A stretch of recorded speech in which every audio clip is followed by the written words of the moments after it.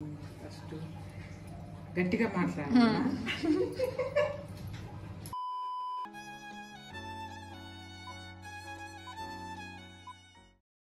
హరే కృష్ణ. ఇప్పుడు మనము మల్టీగ్రెయిన్ రవ్వతో ఉప్మా చేస్తున్నానండి. కావలసిన పదార్థాలు 3 క్యారెట్లు, 2 ఆలూలు, ఒక 7-8 బీన్స్, కొంచెం అల్లం తురుము, కరివేపాకు, 5 పచ్చిమిర్చి, 2 టమాటాలు. పోపు దినుసులకి మినప్పప్పు, ఆవాలు, శనగపప్పు, కొంచెం జీలకర్ర. తర్వాత మొత్తం అయిపోయాక కొంచెం ఉప్మాకి కొత్తిమీర చల్లుకోవాలి. ఒక గ్లాసు రవ్వ వేసుకొని ఫస్ట్ ఫ్రై చేసుకోవాలండి, దూరగా వేయించుకోవాలి. తర్వాత ఇక్కడ బాండిలో పోపు వేసుకోవాలి. ఇది మల్టీగ్రెయిన్ రవ్వ. పోపుకి ఒక బాండ్లి పెట్టుకోవాలండి. దాంట్లో ఒక 4 స్పూన్ల నెయ్యి వేసుకోవాలి. తర్వాత ఫస్ట్ మినప్పప్పు వేసుకున్నాం.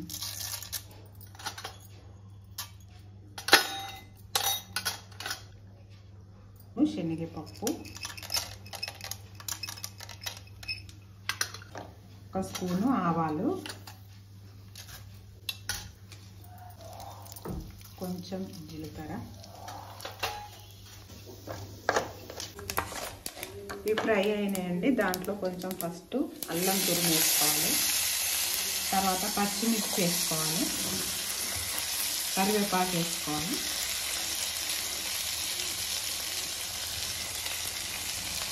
ఇదంతా ఫ్రై అయ్యాక మనం బీన్స్, ఆలుగడ్డ, క్యారెట్, టమాటో అన్నీ కలిపి వేసేసుకోవాలండి.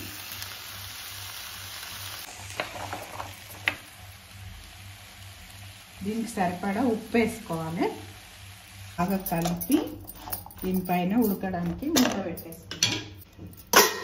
ఇక్కడ ఇది చూడండి, దూరగా వేపుకున్నాం మనము.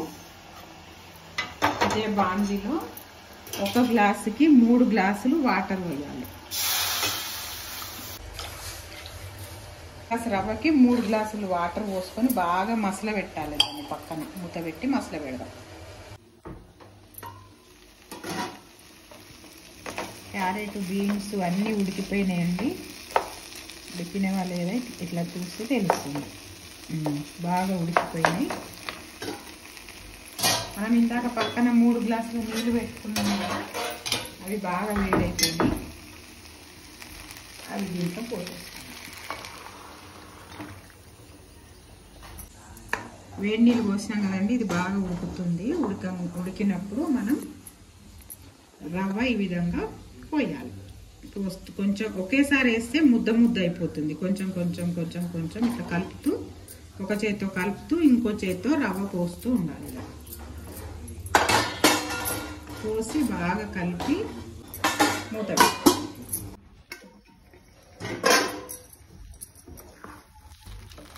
ఉడికిపోయిందండి.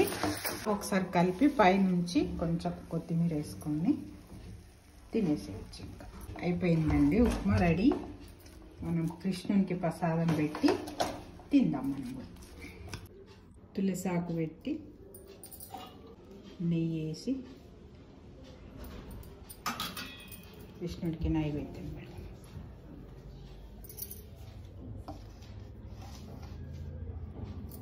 హరే కృష్ణ.